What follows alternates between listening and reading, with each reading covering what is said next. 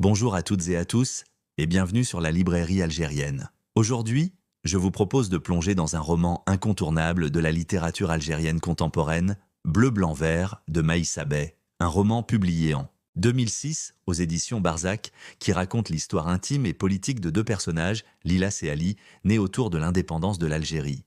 Mais Bleu, blanc, vert, ce n'est pas seulement une histoire d'amour. C'est une fresque sociale, une chronique générationnelle, une critique lucide et bouleversante de l'Algérie post-1962. Dans cette vidéo, je vais vous proposer une lecture approfondie de ce texte.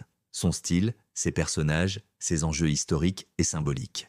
Maïssa Bey, de son vrai nom, Samia Benhamer, est une écrivaine algérienne née en 1950 à Ksar el-Boukhari. Fille d'un instituteur assassiné pendant la guerre d'indépendance, elle est profondément marquée par l'histoire de l'Algérie et par la condition des femmes dans la société algérienne. Après une carrière dans l'enseignement, elle se consacre à l'écriture dans les années 1990, en pleine décennie noire. Son œuvre, sensible et engagée, donne voix aux oubliés. Femmes, enfants, intellectuels pris dans la tourmente de l'histoire.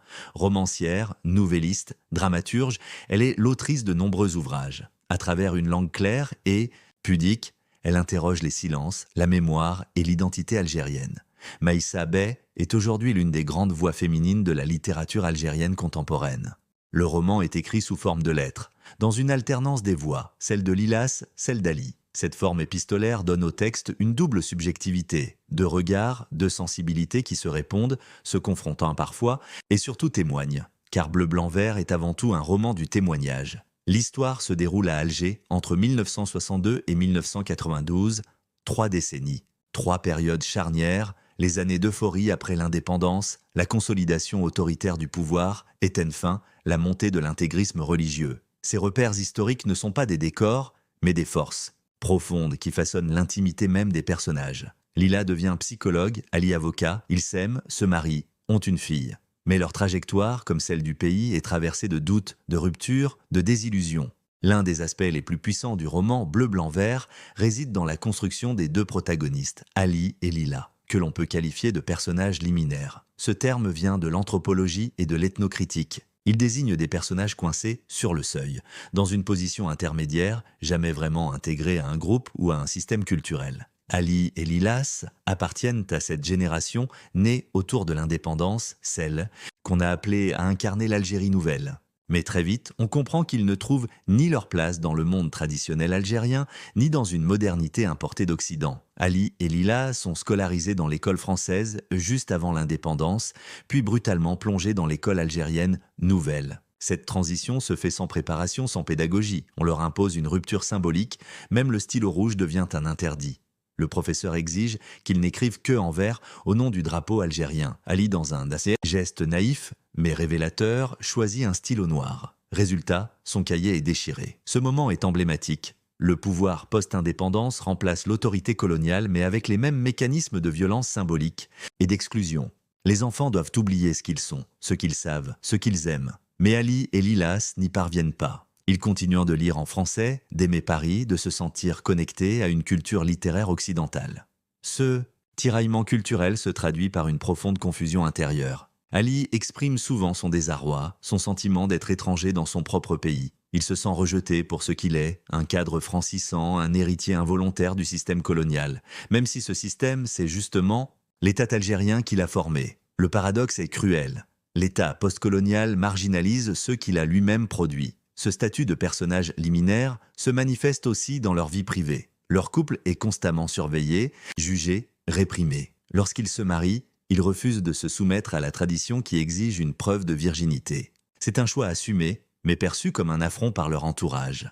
Le couple vit comme une unité autonome, fondée sur l'amour, le respect mutuel, la liberté de choix. Mais cette posture les isole. Le groupe ne tolère pas la différence, surtout lorsqu'elle vient d'une femme libre comme Lila, ou d'un homme qui refuse d'adopter les codes virils et autoritaires de la société patriarcale. À la fin du roman, Ali et Lilas quittent leur immeuble pour s'installer dans une ancienne maison coloniale qu'ils restaurent. Ce geste est lourd de sens. C'est une forme de retour symbolique au passé, non pas par nostalgie du colonialisme, mais comme tentative de reconstruire un espace vivable hors du cadre imposé par la société post-indépendance. Cette maison devient un espace de refuge, un lieu à la marge de l'histoire officielle, où ils peuvent, enfin, tenter de vivre à leur manière. En somme, Ali et Lilas ne sont ni des traîtres à leur culture, ni des assimilés. Ils sont le produit complexe d'une histoire fracturée qui les a rendus ambigus, ambivalents, inclassables. Leur parcours montre l'échec des mécanismes d'intégration sociale dans l'Algérie post-indépendante et le prix payé par ceux qui osent vivre selon leurs propres choix. Ce sont des mal-initiés, des êtres qui n'ont jamais été admis pleinement ni dans le passé colonial, ni dans l'utopie postcoloniale. Leur marginalisation n'est pas une simple rébellion, c'est un symptôme de la crise identitaire plus large qui traverse toute une génération. Une génération prise entre deux mondes et qui risque d'être écrasée par les deux. À travers Bleu, Blanc, Vert, Maïssa Bey livre une critique sociale féroce, mais toujours finement intégrée à la trajectoire intime de ses personnages. En suivant Lila et Ali sur 3 décennies, elle met en scène non seulement leurs épreuves personnelles, mais surtout l'effritement progressif des espoirs nés de l'indépendance. L'Algérie libre, celle que leurs parents ont rêvée, se révèle incapable de tenir ses promesses. La société postcoloniale se ferme, se durcit, se divise, jusqu'à basculer dans un autoritarisme bureaucratique et moral qui broie les individus. Dès les premières années après l'indépendance, le roman montre une société dirigée par un pouvoir qui s'approprie l'histoire pour légitimer sa domination, sans jamais remettre en question ses méthodes. Les anciens révolutionnaires deviennent des enseignants ou des fonctionnaires qui imposent leur autorité à coups de dogmes et de menaces.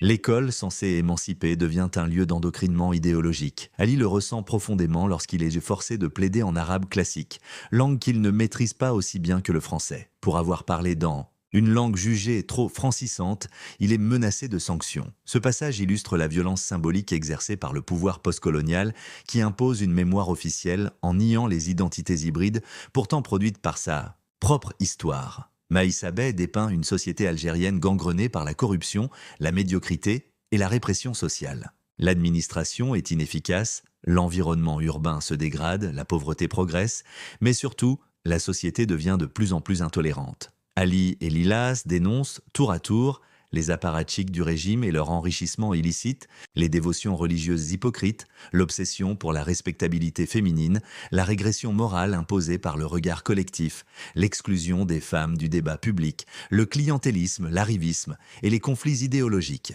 Dans la dernière décennie couverte par le roman, 1982-1992, la tension atteint son paroxysme. L'intégrisme religieux s'impose progressivement comme contre-projet social face au vide laissé par l'État. Les voisins d'Ali et Lilas deviennent hostiles, agressifs, intolérants. Lilas est injuriée parce qu'elle sort sans foulard. Ali est sommé de faire sa prière. Leur mode de vie, discret, libre, moderne, devient insupportable aux yeux de leur entourage qui les accuse de trahir la véritable identité algérienne.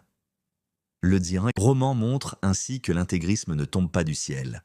Il s'inscrit dans une logique de rejet, de frustration collective, de vide idéologique. Il prospère là où l'État a échoué à construire une société juste, inclusive, pluraliste. Lila, en tant que femme libre et éduquée, devient une cible privilégiée de cette dérive. Tout son parcours illustre les contradictions d'une société patriarcale. Elle choisit ses études, son mari, le moment d'avoir un enfant, des choix rares, presque subversifs. Elle est jugée pour sa vie intime, scrutée pour sa fécondité, harcelée pour sa tenue vestimentaire. Mais cette liberté, si chèrement acquise, reste précaire, constamment menacée par les pressions sociales et religieuses. À travers Lila, Maïssa Bey dénonce l'hypocrisie d'une société qui prétend avoir libéré les femmes tout en les enfermant dans de nouveaux carcans. Ce qui rend Bleu, Blanc, Vert si fort, c'est que Maïssa Bey ne tombe jamais dans la simplification.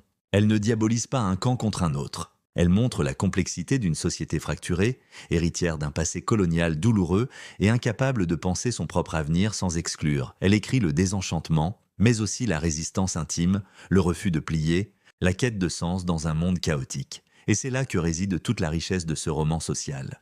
Dans cette capacité à raconter le politique à travers le personnel et à faire entendre les voix que l'histoire officielle a trop souvent réduites au silence.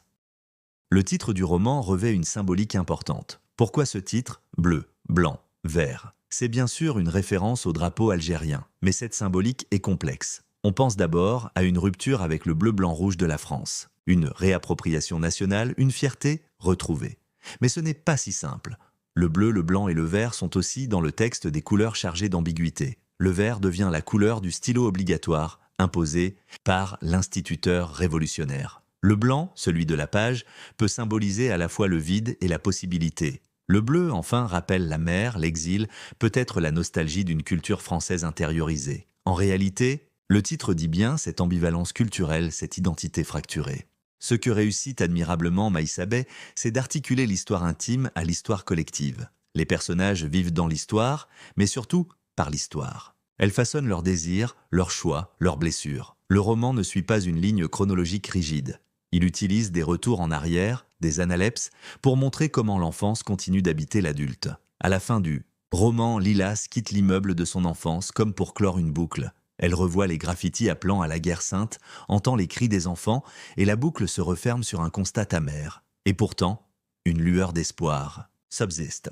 Bleu, blanc, vert est un roman d'une densité rare. Il interroge la nation, la mémoire, l'amour, la transmission. C'est un roman de combat, mais un combat intérieur, silencieux, porté par des voix fragiles et puissantes à la fois. C'est un livre essentiel pour comprendre ce que signifie grandir après l'indépendance dans un pays en quête de lui-même. Il se clôt sur une citation de Julio Cortázar, « L'espoir appartient à la vie. C'est la vie même qui se défend. » Si cette vidéo vous a plu, pensez à vous abonner à la chaîne, à liker et à partager. Dites-moi en commentaire, que pensez-vous de Bleu, blanc, vert? Quelles sont les œuvres d'autres auteurs que vous voulez voir être analysées ici? Merci de m'avoir écouté. À très bientôt pour une nouvelle plongée dans la littérature algérienne.